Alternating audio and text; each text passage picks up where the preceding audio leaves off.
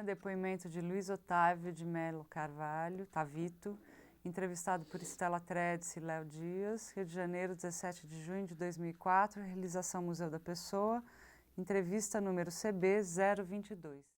Tavito, eu queria que você começasse falando seu nome completo, a data e o local de nascimento. Meu nome é Luiz Otávio de Melo Carvalho, nasci a 26 de janeiro de 1948, em Belo Horizonte. Eu nasci 27 de janeiro. É mesmo? Isso é gente boa. É, também é. Isso é aquariano, isso é tudo gente boa. Concordo. Tavito, queria que você contasse de onde que vem esse gosto pela música. Onde começou? Onde você se lembra onde tudo começou? Eu não sei, porque eu desde menino que eu gosto muito de música, né? Quer dizer, que a música eu já sabia que a música era uma coisa mais do que é para os outros. Eu sabia que ela estava dentro de mim, porque eu lembro no segundo ano primário, entendeu? Eu no ônibus do Colégio Santa Helena, assim, entendeu? Eu já era meio atração, assim, eu ficava cantando as músicas de sucesso no rádio e os meninos paravam para ouvir, assim, eu imitava as pessoas, sabe? É um negócio assim muito... Papai tinha uma discoteca muito vasta de clássicos e eu eu cresci ouvindo isso, entendeu? Agora, a música me pegou e eu me senti capaz de fazer o dia que eu dei o primeiro acorde no violão. O dia que eu peguei o violão e dei o primeiro acorde, assim, eu percebi que ali é que a coisa pegou. Entendeu? Foi isso. E você, o quê? Você estava estudando uma aula, durante uma Não, um aula? amigo Como meu, que foi o isso? pai dele deu um violão para ele e ele me emprestou o violão e eu vendo assim, eu peguei, sabe de mim, eu nunca tinha pegado antes, peguei e fiz um Lá maior assim. E saiu aquela soma de notas assim, aquele acorde, aquilo me emocionou assim. Eu peguei um outro assim, já tirei uma música com 2 acordes. Já tirei, assim, quer dizer, eu tenho um ouvido muito bom. Aí foi quando, nessa noite a gente já fez, eu e meu irmão fizemos uma serenata para uma vizinha, só com 2 acordes, sabe, tocando canário, aquelas coisas assim. E Foi mais... você cantava também? Eu cantava, não lá muito bem, mas cantava. E o que você ouvia na época? Quais eram os seus ídolos? Sempre gostei de... Eu tenho 2 músicas modificadoras na minha vida, que são... até já escrevi sobre isso. Uma foi Chega de Saudade, 1959, assim, eu ouvi primeira vez Chega de Saudade, e não foi nem na gravação original, foi com o Trio Nagô. Isso me deixou... Mudou minha vida, assim, a respeito de audição de música. Eu nem tocava violão nem nada. E a outra foi um rock pop dos Beatles chamado I Want to Hold Your Hand, que mudou minha vida também. São as 2 coisas modificadoras na minha vida, foram essas duas passagens. Eu sempre ouvi tudo. Eu nunca quis, eu acho que desde menino que eu detectei o que significa assim, preconceito. Eu não tenho preconceito de música nenhuma. Se me agradar é boa, se não me agradar aí não é boa. Entendeu? Então eu sempre ouvi tudo. Isso é uma vantagem. E o que você estudou? Assim, você estudou, você teve Se eu estudei música, eu fiz música? 1 ano de violão clássico com o Zé Martins, lá em Belo Horizonte. 1 ano. Mas não me apliquei, não é dizer assim, ele era um professor extraordinário, tocava muito bem, mas eu nunca fui estudioso de música, nunca estudei. Eu aprendi muito na prática, em estúdio. Quando eu vim para o Rio, eu gravava muito, né? Eu tocava um violão bacana e gravava muito. E aí fui aprendendo as coisas que eu tinha de aprender, as leituras e tal, aprendi na prática. A sua carreira mesmo, como músico, começou quando e onde? Minha carreira como músico começou em 1965. 65. Foi quando eu conheci... Eu já tocava violão, eu toco violão desde 61. Né? Eu tinha 13 anos, é isso aí. E em 65 eu conheci o Vinícius de Moraes, lá em Belo Horizonte. E ele me convidou para fazer um show com ele, porque ele tocava com Baden na época. Eu não estou sabendo se foi 65 ou 66, mas foi por aí, acho que 65. 65. E ele me convidou para fazer um show com ele no Morro do Chapéu, um clube lá de Belo Horizonte. Aí eu peguei e fiz. O Baden não foi por uma razão ou outra, coisa. E a gente ensaiou e tal, e fizemos um show com, com o Vinícius. Quer dizer, profissionalmente eu comecei aí, mas quer dizer, um negócio incipiente, porque não estava ganhando nada. Né? Profissional é quando você ganha alguma coisa. Eu estava fazendo assim por prazer. Mas a minha coisa foi que nós fomos fazer o show, eu ensaiei um grupo vocal, Bossa Nove. Aí ensaiei um grupo vocal, nós fizemos violão, o Vinícius na mesa, né, com uísque e tal, e a turma atrás. E na hora do show o Baden resolveu chegar. Isso depois da gente ter ensaiado uma semana na casa do Ivan Marchetti, lá em Ouro Preto e tal. Aí ficou aquele mal parado, que vou fazer ou não vou fazer, como é que faz? Aí ele falou, não, você vai fazer. O Baden chegou e ficou do outro lado do palco, e nós fizemos os dois de violão. Entendeu? E aí foi um negócio bacana, porque, eu não sei, o Baden sempre foi meu ídolo, né? Eu tirava as músicas do Baden todas. Eu aprendi violão muito também ouvindo o Baden, assim, né? Tirava aquelas músicas, samba triste. Eu solava as músicas do Baden igual o Baden, assim. Por isso que eu fiz o show com o Vinícius, senão ele não tinha me chamado. Aí, aí foi bacana porque ele não estava num dia muito feliz, ele, pessoalmente, não estava num dia muito feliz. Ele quem, desculpa? O Baden. E eu acho que eu toquei melhor que ele. As coisas que ele me ensinou a tocar, entendeu? Foi um dia especialíssimo, evidentemente, eu nunca toquei violão igual o Baden, não havia nem perto. Mas aí deu no jornal lá, sabe? Tavito, o Baden ficou com uns olhão desse tamanho em cima do violonista mineiro, é filho da terra, aquela coisa. E aquela badalação. Foi nesse dia que eu senti assim que eu ia seguir a carreira. Aí, e também tem o fato do Vinícius ter me chamado para vir para o Rio, né? Já nessa ocasião ele já falava, você tem muito talento, não sei o quê, você tem que ir para lá porque você não vai ficar aqui, porque senão você vai morrer aqui e não vai acontecer nada. Aí em 68, aí passou um tempo, em 68 eu vim para o Rio e aí profissionalizei. E a partir daí, qual foi a continuidade da sua carreira aqui no Rio? O primeiro ano que eu fiquei aqui, eu morava numa pensão e dava aula de violão. Mas eu tenho essa cruz que eu carrego na vida, né? Eu nunca consegui ensinar nada a ninguém. Nunca, nenhum aluno meu aprendeu nada, entendeu? Eu só tomava o dinheiro deles e eles. Então essa cruz eu tenho na minha vida. Eu enganei esse povo. Mas dava aula de violão. Eu comecei a gravar e aparecer, foi quando apareceu aquele negócio dos Sachinhas. O Sachinhas era um botequim que tinha ali ao lado do Sachas, um barzinho, né? Onde o pessoal começou a se reunir. Foi ali que eu conheci o Zé Rodrigues, que eu conheci o Ivan Lins, conheci esse pessoal do Grupo Manifesto, conheci, quer dizer, é ali que a gente conheci Eduardinho Souto, conheci, enfim, conheci um monte de gente que esse pessoal foi que gerou o Som Imaginário, que saiu dali o Som Wagner Tiso. Wagner já conhecia antes. O Bituca apareceu. E a gente ali no Sachinhas é que foi formado o Som Imaginário. Então foi assim, a minha primeira expressão como músico profissional de Rio de Janeiro, ganhando dinheiro, honestamente, né, porque antes não era honesto, foi justamente no Som Imaginário. Tá certo. E que o Seu Imaginário foi seu primeiro trabalho, que você está falando, né? E... Não, eu já tinha trabalhado antes. Sim. Lá em Belo Horizonte eu me relacionei com o Vox Populi, do Chiquinho Pereira, do Marco Antônio Araújo. Quer dizer, eu tinha um trabalho com eles também. Quer dizer, eu já fazia uma coisa, mas não se ganhava dinheiro. Você está perguntando profissional é que vive daquilo, né? Eu fazia trabalhos profissionais, mas não remunerados. Sei. Eu queria que você falasse pra gente um pouquinho dessa convivência sua com o Zé Rodrigues, né? Até desaguar, que influência que isso teve na sua carreira? O Zé é uma pessoa extraordinária. O Zé é um sujeito assim, de um dinamismo mental extraordinário. Ele é muito bom sujeito, é muito amigo meu, quer dizer, a gente ficou muito amigo. E nós tocamos juntos muito tempo e fizemos uma temporada de 1 ano com a Gal Costa, que está até gravando, que está ensaiando aí. E nós fomos fazer um show em Goiânia. E em Goiânia ele apareceu com essa letra. Nós estávamos no mesmo quarto do hotel e falou, tá vendo aí, ó, escrevi isso aqui, não sei o que, papapá. Qual letra?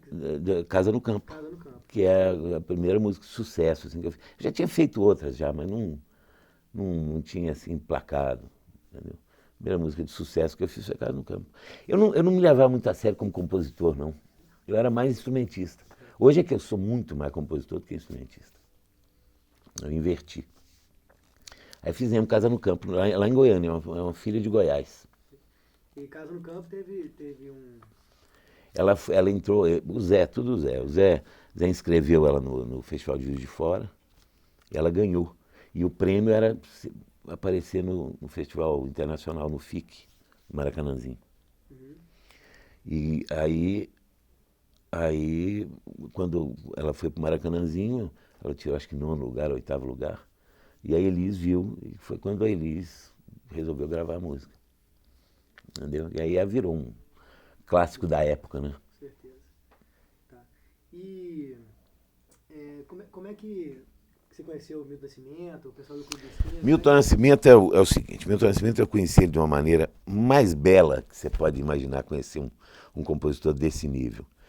Porque nós, lá em Belo Horizonte, era uma cidade muito boa, sabe?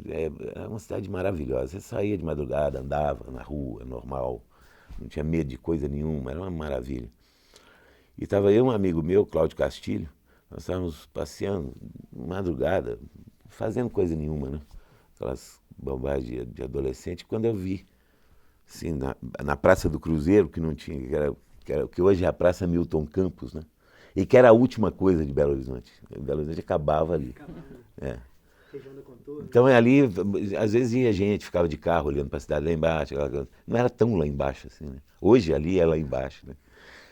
Aí nós vimos um som saindo de um carro parado assim com as portas abertas.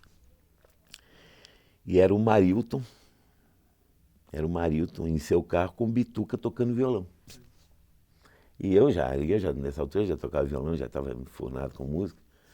Aí eu cheguei e falei, escuta, a gente pode ouvir? Falei, claro, bicho, pode entrar. Entramos no carro. E eu fiquei ouvindo o bituca lá até 6 horas da manhã, um negócio assim. E eu me lembro de uma música que ele tocou nesse dia. Depois, isso confunde na cabeça, você não se lembra assim com detalhes, né? Mas eu me lembro que ele tocou tarde, eu nunca tinha ouvido tarde. Foi antes dele gravar, ele tocava baixo na época. O Bituca era baixista. Aí você teve esse movimento com Bituca, Aí depois eu fui, depois disso, um outro dia, eu fui ver ele tocar, porque eu fiquei enlouquecido, né? Com as harmonias dele, né? Aquilo pirou minha cabeça. Aquilo é outra coisa que eu esqueci de falar isso. Primeira vez que eu vi um Bituca, eu pirei. Muita gente pirou. Muita gente pirou. Um monte de gente pirou. Eu fiquei muito louco ouvindo aquilo. E eu fui ver ele tocar contrabaixo num lugar que tinha na Rua do Ouro, chamado Canecão. Nunca esqueci disso, ele tocar com os dedão, assim, com esse dedo dele. Estranho. Entendeu? Aí eu fui ver ele, não sei o que, essa coisa. Quer dizer, depois disso eu só vim me encontrar com ele no Rio. Mas já me conhecia, já sabia, já tinha aquela coisa. Eu só vim me encontrar com ele quando a gente fez o Sonho Imaginário. Não, mentira. Encontrei com ele em Belo Horizonte mais vezes. Sim. A gente tinha um grupo vocal e ele adorava o nosso grupo vocal. Aí vocês gravaram o disco Sonho Imaginário, né? No Gravamos. Sonho Imaginário A e o Exato. Milton Nascimento A e o Sonho Imaginário. Exatamente, que é do show do Opinião, Teatro Opinião. que é um show. Aquele show é um espetáculo. Aquele show foi um espetáculo. Aquele show ficou, acho que 3 meses no Teatro Opinião, depois, eu não sei se foi 1 mês no teatro, depois ficou 1 mês na Sucata, depois mais 1 mês não sei aonde. Ele não saía de cartaz. Era um show espetacular. Você se lembra de algum fato, algum evento que tenha acontecido durante esse show do Sonho Imaginário? Me lembro de todos, eu não sei qual que você quer. Aquele que vem com emoção para você, uma coisa que tenha marcado esse período para você. Alguma história que você tenha presenciado? Você se lembra de uma coisa assim? Uma coisa engraçada? Deixa ele pensar isso. É porque as minhas histórias são todas de músico, né? As grandes emoções normalmente são geradas por alguma coisa relativa à música. Em relação ao grupo, era um grupo muito heterogêneo, né? Era um grupo que tinha um lado muito jazzista, né? que tinha uma tendência mesmo lá. Tem Wagner, Luiz, Robertinho, eram músicos de noite, que tocavam mesmo aquela coisa. Tinha roqueiros assim, eu, o Zé era meio roqueiro também, Zé era roqueiro. Tinha, porque o Som Imaginário mesmo, a percussão era o Naná Vasconcelos, né? Ele é que, apesar de nunca ter sido do grupo, ele é que tocava com a gente. Deixa eu rolar, não tem problema, depois a gente corta. Mas aí, eu tenho, assim, momentos extraordinários, assim, por exemplo, ver o Bituca tocar em primeira mão, uma música como Cravo e Canela, por exemplo. Entendeu? Que é uma coisa que a gente não esquece mais, porque é completamente diferente de tudo que eu já tinha ouvido, né? É completamente. E é aquelas coisas assim que você fala assim, pô, mas será que você não achava que esse acorde aqui ficava melhor, não? Ele falou, não, não fica, não. Bom é aquele que eu faço mesmo. E aí você vai ver, bicho, é imexível, né? Você não pode mexer nada. A música do Milton, ela é completamente pronta. Ele faz ela no violão e ela está feita. É igual o Tom também é assim. Não mexe em nada, não inventa não, porque é aquilo. Né? Completamente novo. Né? Eu tive muita alegria com essa fase da minha vida. Entendeu? Aprendi muito. Eu acho que o Som Imaginário, a principal coisa que eu tive do Som Imaginário foi muito aprendizado, aprendi muito. O Fredera era um guitarrista muito bom, ele gostava de rock and roll também, gostava de jazz também, gostava de música brasileira, como eu, assim, eu que gosto de tudo, né? Ele era muito bom e me ensinou muito, quer dizer, aprendi, eu era mais novo, eu aprendi muita coisa com aquele povo. O Wagner é um grande amigo meu, que eu adoro até hoje, né? Enfim, eu tive muita alegria com o Som Imaginário, não tem assim, só coisa boa para contar. Eu queria que você falasse um pouquinho sobre Rua Ramalhete também, que foi... Né, Ramalhete agora de Belo Horizonte. é trilha sonora de Belo Horizonte. Né? O Ramalhete é uma música feita para o meu primeiro disco solo. Porque eu nunca pensei em gravar sozinho, não, entendeu? Mas o problema é que eu fui mexer com publicidade e eu cantava lá meus jingles lá, né, no estúdio, cantava. E um produtor me viu cantando e achou que dava um maior pé. Então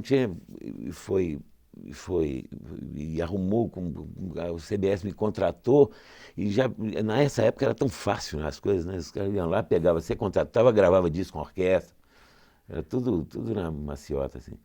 E eu tinha de preparar um repertório rápido, entendeu? Para entrar no estúdio. Nós estávamos em julho, em agosto eu tinha de entrar no estúdio. Aí eu peguei um amigo meu, que é até hoje super meu amigo, o Ney Zambuja, e fomos lá para cá, bicho, vamos fazer pelo menos 3 músicas, hoje a gente faz 3 músicas. Aí fizemos 2, fizemos Rua Ramalhete, fizemos começo, meio e fim. Foram 2 músicas no mesmo dia. Porque na casa na casa dele tinha chegado uma amiga de Belo Horizonte, a Beth, ele chegou lá e falou assim, sabe quem está lá em casa? A Beth. Eu falei, que Beth? Beth foi muito sua amiga na Rua Ramalhete, não sei o quê. Eu falei, pô, Rua Ramalhete, olha que piada, olha o tema da música para nós. Rua Ramalhete, era uma rua pequena, uma rua de um quarteirão, cheio de menina bonita, cara. Quer dizer, olha que loucura. A gente via por ali, sabe? A gente ficava ali paquerando aquelas meninas e tudo certo. Falei, o tema é esse, vamos fazer, entendeu? Aí sentamos, aí comecei a lembrar das coisas, aí é fácil, depois do tema descoberto, né? É fácil, você tem as ideias. A música já estava assim, meio pronta, assim, né? Já estava meio pronta, a gente botou ali, deu forma final e tal. E o exato que eu não achava nada essa música, nem essa, nem Casa do Campo, não achava nada. Eu tenho uma dificuldade de pegar a distância das coisas que eu faço. Eu sempre assim, até uns 6 meses depois de fazer, eu acho tudo horrível. Depois é que eu vou achar que... Eu queria que você falasse um pouco do que é o Clube da Esquina para você. O que significa isso? O Clube da Esquina, por exemplo, eu tenho uma grande emoção com o Clube da Esquina. Eu fui jurado num festival lá em Belo Horizonte, eu já estava aqui no Rio. Me chamaram, o pessoal Eduardo Cury, na época, me chamou para ser jurado do festival da prefeitura, que foi lá no Instituto de Educação. Nesse festival tinha Beto Guedes, e eu julgando esse povo, você imagina isso, hein? Beto Guedes, Lô Borges, Milton Nascimento, Momento 4. Quem ganhou foi Eduardo Conde. E nesse festival eu fiquei conhecendo essa música, Clube de Esquina, a primeira. Noite chegou outra vez.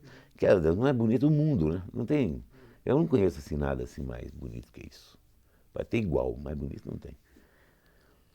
E foi quando eu conheci essa música. Essa música me emocionou demais, entendeu?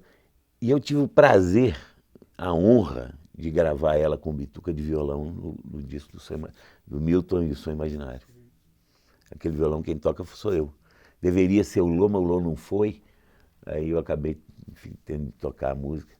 E assim, quer dizer, o Clube de Esquina é uma coisa presente na minha vida, no sentido afetivo e no sentido produtivo, né? O Clube de Esquina levantou minha vida, levou minha vida para adiante. O que o Clube de Esquina fez por mim, muito. O que eu fiz pelo Clube de Esquina, pouco. Entendeu? O Clube de Esquina é uma coisa que levantou a vida de muita gente, né? Que pegou muita gente e colocou num nível, entendeu? Mostrou um nível de coisa que passou a ser o meu nível, entendeu? Porque antes o nível era outro. O nível não era uma coisa desse grau de sofisticação e de coisa popular. Porque o que me interessa muito em música é ela ser inteligente, mas que o povo goste. Eu não gosto de coisas muito herméticas, não. Quer dizer, não gosto. Adoro as coisas herméticas, mas eu não sou o povo. Eu gosto que tenha muita gente para dividir isso. Eu acho que a arte é maior na medida em que você diz ela para mais pessoas. E o Clube de Esquina é isso. Ele conseguiu um grau assim, intelectual da música muito bom, né? Os letristas espetaculares, os poetas, né? Marcinho Borges, Fernando Brant. E conseguiu uma musicalidade muito inteligente dentro de um contexto extremamente popular. Você pode escrever isso que eu estou falando. Um dos maiores fenômenos da música brasileira é Travessia. Você pode saber disso. É uma música sofisticadíssima, mas harmonicamente sofisticadíssima. E que todo mundo canta. Você pega Manaus lá, você vai na favela de Manaus, a pessoa vai saber. É um fenômeno isso. Não é uma coisa que acontece toda hora. E como essa, tem várias outras produzidas nessa época, desse tipo de produção, que são assim. São músicas densas, complicadas, e que o povo aceita como se fosse um pagode. Assim. Eu acho lindo isso. Eu sei que é difícil selecionar uma, mas tem alguma ou algumas músicas em especial do Clube da Esquina 1 que te tocam a alma, que tira o seu fôlego, enfim, que você gosta mais? Clube de Esquina 1, que eu participei. O do 2 eu já não participei. Foi, deixa eu lembrar. Tem muita coisa, mas acho que essa que eu vou lembrar não é do Clube de Esquina. Eu adoro Clube de Esquina 2. Instrumental que tem nesse disco, adoro. Com bituca fazendo falsete de violão. Adoro Dos Cruces, adoro. Eu adoro esse disco, por que eu vou escolher desse disco? Não tem, eu adoro aquele girassol da cor do seu cabelo, acho espetacular. Adoro o Toninho, aquele negócio do Trem Azul, aquele solo de oitavas do Toninho. É tudo perfeito naquele disco, não tem o que falar. E a gente reparou tanto que te emociona o Clube da Esquina, né? E o que você acha dessa retomada, desse museu do Clube da Esquina? O que você acha dessa ideia? A gente está fazendo esse museu... Pô, é uma ideia indispensável, né? É tomada até meio tardiamente, né? Foi bom que teve em tempo hábil, né? Porque daqui a gente que morre todo mundo e não tem mais ninguém para falar disso, né? Eu achei espetacular, achei maravilhoso o que vocês estão fazendo, acho sensacional. E eu acho necessário, cara, Eu acho que a música piorou tanto, sabe? Eu acho que a gente tá enfiando num limiar assim de mesmices que está ficando sem saída. As pessoas estão sem saída, não sabem o que fazer mais. Quer dizer, é um negócio que o mercado dominou de uma tal maneira que tirou as intenções reais de fazer música, né? Arrebentou com isso. Hoje você pega um menino que vai começar a fazer música hoje, ele viabiliza a música dele pela sua fatia que ele visualiza no mercado. Ele não viabiliza a música pela música, como era antes, cara. Quantas pessoas você conhece que vão na casa dos outros mostrar a música? Eu fiz uma música aqui, ó, legal. Não tem mais isso, acabou. Cada um tem seu nicho e seu coisa e já trabalha numa ansiedade assim, de fama e de celebridade, que é uma loucura isso, é uma loucura. E a música caiu demais de qualidade. Eu acho, né? Quer dizer, tudo eu acho. Diz que quem acha não sabe, né? Eu acho isso. Minha opinião. Tavito, o Márcio Borges cunhou a ideia de se criar um dicionário anárquico, né? Onde cada um das pessoas que fizeram esse movimento, enfim, que participaram do Clube da Esquina, estão dando novos significados às palavras, né? E a gente vai construir esse novo dicionário e inserir nesse primeiro produto do projeto, que é um site, né? E já tiveram aqui definições muito interessantes do Wagner, hoje do Nelson Ângelo, né? E gostaria que você desse uma definição do seu instrumento. Como você definiria o seu instrumento? O violão? Sim. Olha que coisa difícil que você está me pedindo, gente. Você pode também pensar e depois mandar um e-mail para a gente, mas se você quiser dar essa definição agora, seria um prazer. Do meu instrumento.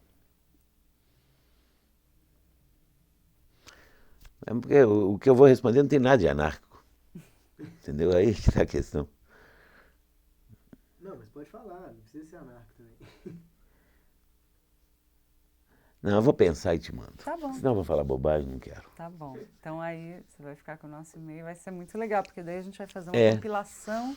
Exatamente. Novos... Não, eu vou pensar nisso. Legal. Eu penso, eu sou bom nisso. Então, por isso que...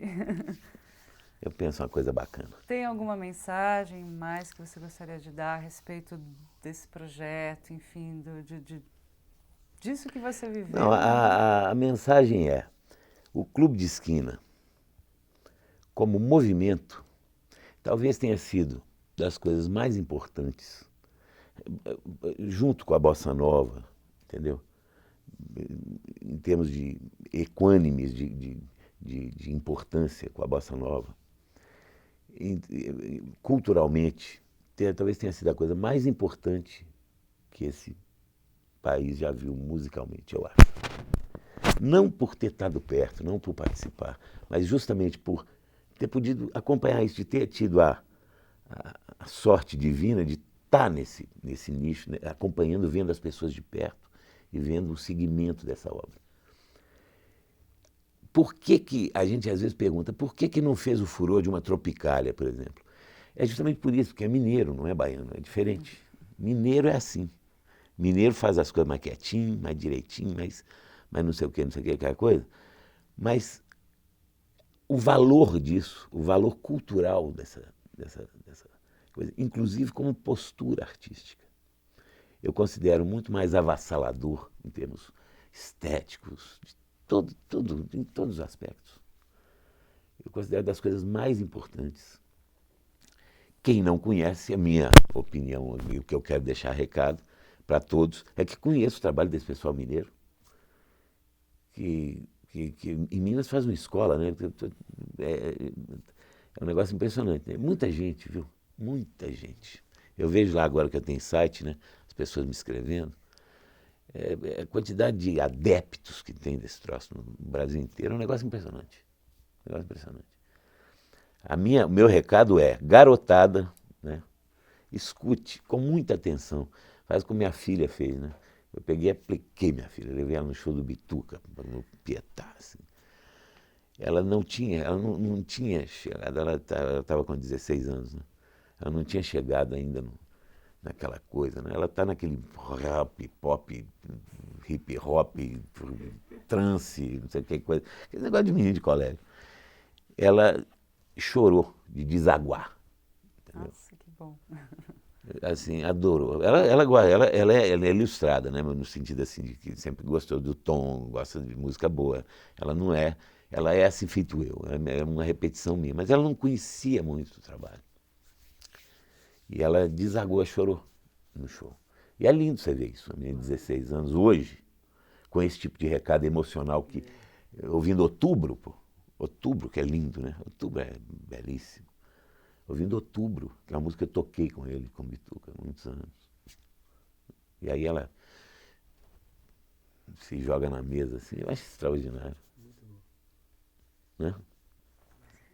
Tá, Vitor, é isso. Se você tiver alguma coisa que você gostaria de falar, que a Não, gente não... prazer de estar com Foi vocês. muito bom. Muita alegria. Prazer foi nosso. Foi bom ou foi? Foi ótimo, Foi é maravilhoso, isso, que é isso. isso. É um recado, assim, são vários recados que as pessoas estão dando, né? Recados que depois a gente vai estar